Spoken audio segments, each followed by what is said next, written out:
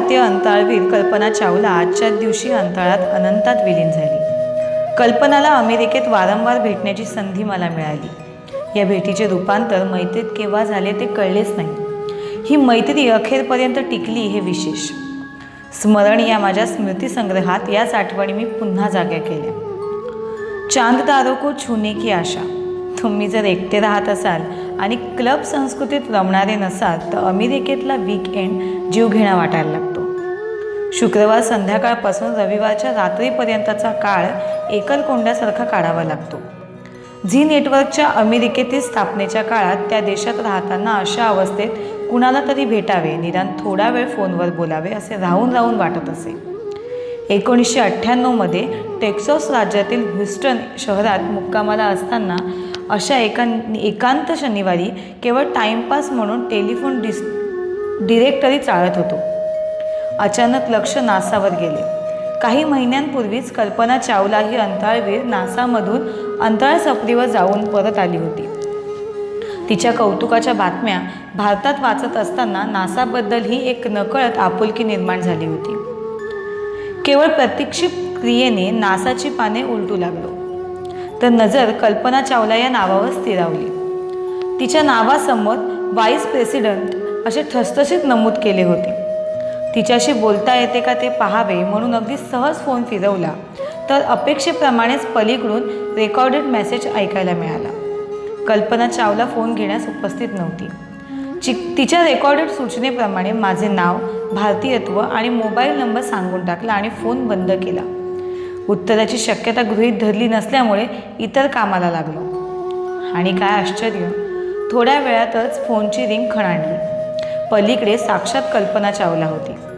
Hi hello झाल्यानंतर तीच म्हणाली, इथे वीकेंड खायला उठतो ना, काही अपॉइंटमेंट नसेल तर उद्या सकाळी नासावर ये।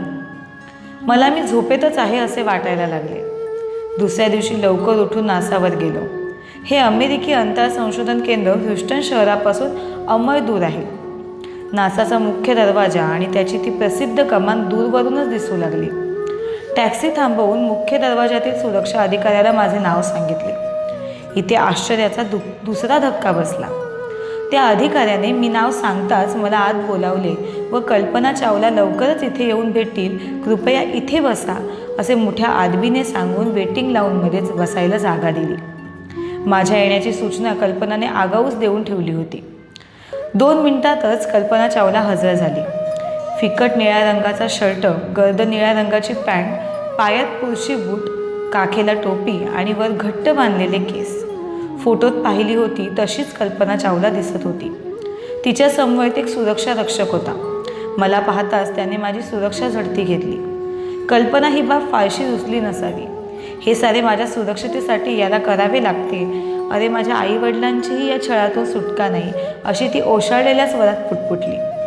अमेरिकेत विमानतळापासून डिपार्टमेंट स्टोअरपर्यंत सर्वत्र अशी झाडीझडती होत असल्याने एव्हाना हे सोपस्कार अंगवळणी पडले होते। 5 मिनिटे तिथे औपचारिक गप्पा मारून आम्ही दोघे तिच्या क्वार्टर्समध्ये जायला निघालो। बॅटरीवर चालणाऱ्या इवल्याच्या रिक्षासारख्या गाडीतून नासाचे आवार पाहताना खूप गंमत वाटली। ती गाडी चालवायला तोच सुरक्षा रक्षक होता। हा ही गाडीसुद्धा चालवतो हा माझा भाबडा भारतीय प्रश्न। ती म्हणाली, इथे सर्वांनाच अनेक प्रकारची कामे करावी लागतात। मी इथे व्हाईस प्रेसिडेंट आहे। मी अंतराळात जाऊन आले, मी संशोधन करते आणि इथल्या स्टाफच्या वेलफेअरची जबाबदारीही माझ्याकडे आहे।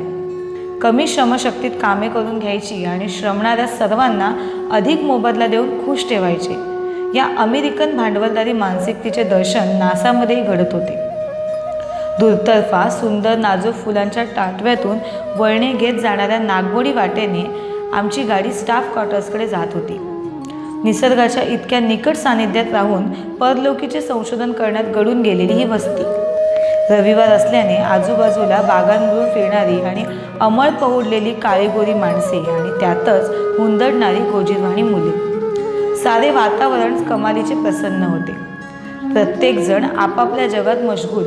दुसऱ्याकडे पाहायला कुणालाच फारसं स्वारस्य नाही। हे आपलं भारतासारखं नाही। इथे काम किंवा ओळख नसेल तर कुणीच कुणाशी बोलत नाही। कल्पना सांगत होती, कधी कधी खूप कंटाळा येतो। कर्नलला पळून जावंसं वाटतं। ती आपल्या मनातली दुसरी खंत पहिल्या भेटीतच बोलून दाखवली. बोलता बोलता आम्ही तिच्या घरापाशी पोचलो. कडक सॅल्यूट मारून तिचा सिक्युरिटी गार्ड निघून गेला आणि काहीतरी परवलीची अक्षरे टाकून कल्पनाने दरवाजा उघडला. छोटेसे टुमुकदार पण व्यवस्थित ठेवलेले घर. कल्पनाचा नवरा जीन पेरी हॅरिसन पक्का अमेरिकन असला तरी तिच्या घरामध्ये भारतीय पण डोकावत होते. बैठकीच्या खोलीत संत मीराबाईचे बाटिक पेंटिंग लक्ष वेधून घेत होतं. आज शिरताच तिने पाणी आणले आणि आपल्या भारतीयत्वाचा पुन्हा परिचय करून दिला. टेबलावरच तिच्या कोलंबियन अंतर सफरीचा फोटोचा अल्बम होता. तो तिने हौसेने पाहायला दिला आणि आय एम जस्ट कमिंग असे सांगून ती आतल्या खोलीत गेली. मी अल्बम बघण्यात दंग झालो. 10 मिनिटांनी कल्पना पुन्हा बाहेर आली. आता पूर्णपणे बदललेली. गर्द हिरव्या रंगाचा पंजाबी ड्रेस, हातभर चुडा, मोकळे सोडलेले केस संभार, त्यावर माळलेला गजरा आणि कपाळावर ठसठशीत बिंदी. मी थक्क होऊन पाहतच राहिलो. क्यू कैसी लगती है कर्नाल की छोरी, कल्पनासमोर खिदळत होती. मग आम्ही तिथेच बसून तासभर गप्पा मारल्या. कर्नालच्या सामान्य कुटुंबात जन्मलेली ही मुलगी तिथून थेट अमेरिकेत आणि नंतर अवकाशात कशी पोचली हे सारं ती मनापासून सांगत होती. 1982 सालापासून अमेरिकेतच राहणारी कल्पना जेव्हा हिंदी बोलत होती तेव्हा त्यात इंग्रजीचा एकही शब्द नाही. सगळं बोलणं अस्सल हरियाणवी ठसक्यातलं. मग तिने तिचा आत्तापर्यंतचा सगळा जीवन प्रवास कथन केला. एखाद्या सिनेमाची गोष्ट वाटावी तशी हिची कहाणी. मला बालपणापासून आकाशाकडे पाहत राहावंसं वाटायचं. रात्र झाली की घराच्या गच्चीवर बिछाण्यात पडून मी चांदण्या पाहत राहायचे. त्यांचा पूर्वेकडून पश्चिमेपर्यंतचा प्रवास मी निरखत राहायचे. दिवसा शाळेतही बसल्या बसल्या वहीत विमानांची चित्रे काढायचे. मला सारे वेडी म्हणत, पण मला आकाशाशीच नातं जोडायचं होतं. म्हणून शाळा संपल्यावर मी पंजाब इंजिनिअरिंग कॉलेजातून एरोनॉटिकल इंजिनिअरिंगमध्ये पदवी मिळवली. आई बाबा चिंतेत होते. मुलगी इंजिनियर झाली खरी, पण या पदवीचा इथे काय उपयोग? विमान कंपनीत नोकरी करायची तरी दिल्ली, मुंबई, बँगलोरला जावे लागणार. हे कसे जमायचे? पण माझ्या मनात वेगळेच होते. मी गुपचूप काम करत होते. कुठून तरी अमेरिकेतल्या विद्यापीठांची माहिती मिळवली आणि थेट अर्जच केले. माझी निवड झाली आणि कर्नालहून थेट अमेरिकेत पोचले. कल्पना भरभरून सांगत होती. खरं सांगते, मी कर्नाल आणि चंदीगड सोडून कोणतंही शहर पाहिलं नव्हतं. विमानात पहिल्यांदा बसले, ती थेट अमेरिकेत येण्यासाठीच. कल्पनाचा पराक्रम असा न्यारा आहे. 1982 साली अमेरिकेत दाखल झालेली कल्पना खूप मेहनत घेऊन शिकत होती. 2च वर्षात तिने एरोस्पेस इंजिनिअरिंगमध्ये MS ची पदवी मिळवली. आता तिची कारकिर्दीची दिशा निश्चित व्हायला लागली होती. कल्पना पुढे शिकतच राहिली. 1988 तिने कोलोराडो विद्यापीठात PhD मिळवली आणि तिला तिच्या स्वप्ननगरीत नासामध्ये प्रवेश मिळाला. ती खूप आनंदात होती. आता ती दुर्बिणीतून ग्रहतारे पाहत त्यांच्यावर संशोधन करू लागली. एक भारतीय मुलगी केवळ स्वकर्तृत्वावर स्वतःचे स्थान निर्माण करत होती. नासाने तिच्या मेहनतीचे आणि बुद्धिमत्तेचे चीज केले आणि 1995 ती नासाची व्हाईस प्रेसिडेंट झाली. नासाचा अंतराळ संशोधन कार्यक्रम जोरात चालू होता. केवळ चंद्रावर, मंगळावर न जाता अंतराळातच राहून विश्वातील अगम्य वास्तवांची माहिती करून घेण्यासाठी नासा खर्च करत होती. त्यातूनच कोलंबिया अंतराळ मोहिमेची आखणी झाली आणि मुख्य म्हणजे अंतराळ सफरीसाठी कल्पनाची निवडही झाली. तिचा नवरा हॅरिसन खूप खुश झाला होता.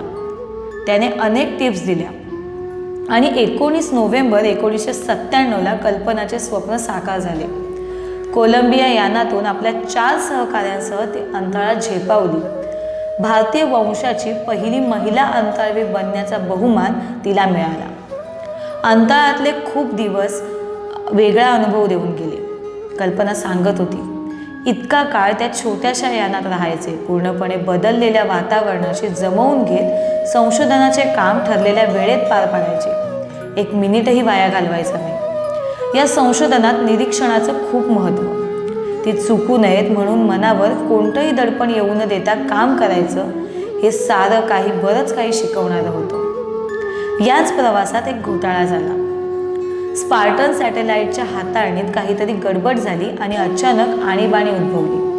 अखेर यानातल्या दोघा अंतराळवीरांना यानातून बाहेर पडून अंतराळात चालून दुरुस्ती करावी लागली. सारं काही ठाकठीक झालं, पण या चुकीचं खापर कल्पनावर फोडलं गेलं. कोलंबिया व सर्व अंतराळवीर वाचले खरे, पण ही चूक झालीच कशी याबद्दल संशोधकांच्या वर्तुळात आणि अमेरिकेत माध्यमांमध्ये काहूर उठले.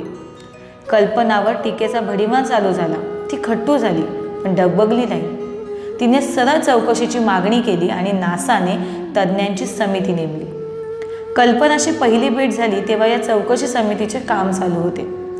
कल्पनाला मात्र आत्मविश्वास होता. मी चूक केली नाही, यांत्रिक बिघाडाला मी जबाबदार नाही, ती निक्षून सांगत होती.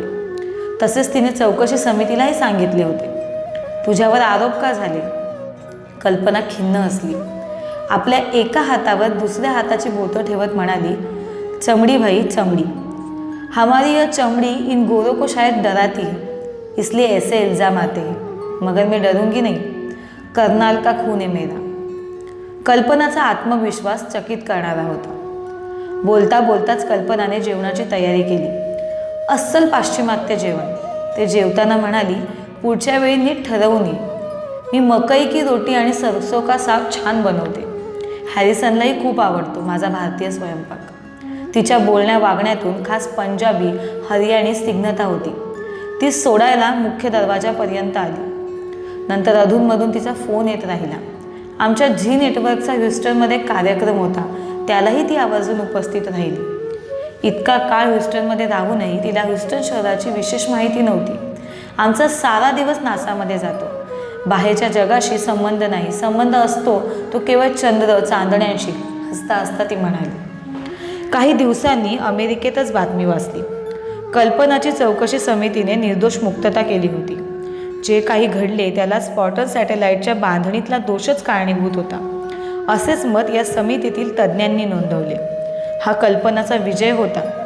रात्री तिला फोन केला तर एकच वाक्य म्हणाली, सत्यमेव जयते. ती खूप आनंदी होती.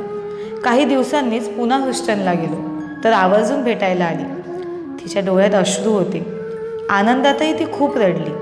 मी दोषी ठरले असते तर मला तो भारताचा अपमान वाटला असता, म्हणून मी लढले व जिंकले. हम भी कुछ कम नाही हेच मला सिद्ध करायचे होते. भारताबद्दलचा अभिमान तिच्या शब्दाशब्दातून आणि अश्रूच्या प्रत्येक थेंबातून ओसंडून वाहत होता. मला कल्पनाचा अभिमान वाटला. मी भारतात परतलो, मग अधूनमधून फोन, कधी ईमेल चालू होते. आता तिच्यासाठी पुढल्या अंतराळ सफरीचे दरवाजे खुले झाले होते. पण का कोण जाणे, कोलंबियाचे उड्डाण वारंवार लांबत होते.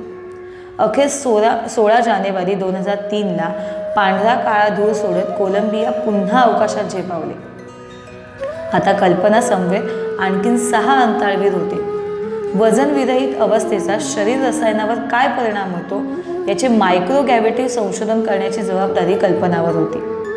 आपले काम चोखपणे केल्याचे समाधान तिला होते. तसे अनेक मेसेजेस तिला अंतराळातून आपल्या मित्रांना आणि सहकाऱ्यांना तिने पाठवले. कोलंबियाची या मोहिमेवर कागिरी संपली आणि परतीचा प्रवास सुरू झाला.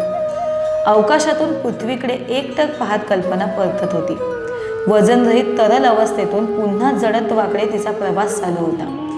पण चांद तारों पे छूने की आशा, आसमान में उडने की आशा उराशी बाळगून जगणाऱ्या कल्पनाचे पृथ्वीवर परतणे नियतीला मान्य नव्हते. 1 फेब्रुवारी 2003 मुंबईत झीचा पुरस्कार वितरण सोहळा चालू होता आणि मोबाईल खणाणला. कल्पनाला घेऊन येणाऱ्या कोलंबिया पृथ्वीच्या कक्षेत शिरल्यानंतर अपघात झाला होता. कल्पना खरोखरच अनंतात विलीन झाली होती. स्वतःला आकाशाची कन्या मानणाऱ्या कल्पनाला नियतीकडून काव्यात्मक न्याय मिळाला होता. वयाच्या अवघ्या 39व्या वर्षी ही अवकाश कन्या अवकाशात कायमची हरवली होती. आकाशात चमचवणाऱ्या चांदण्या तिला वेड लावायच्या, पण क्षणभर चमचमाट करत पृथ्वीकडे वेगाने धावणाऱ्या आणि अंतर्धान पावणाऱ्या उल्कांची तिला भीती वाटायची. कल्पना तशीच चमकून निघूनही गेली. पण अनंतात खरोखरीची विलीन होण्यापूर्वी तिने चंदीगडमधल्या तिच्या इंजिनिअरिंग कॉलेजातल्या विद्यार्थ्यांना मेसेज पाठवला. त्यात तिने आपलं मनच मोकळं केलं. भारतीय विद्यार्थ्यांना महान प्रवासाच्या शुभेच्छा देऊन कल्पना स्वतःच अनंताच्या प्रवासाला निघून गेली होती. शुभास्ते पंथान कल्पना. शब्दांकन ज्येष्ठ पत्रकार भारतकुमार राव.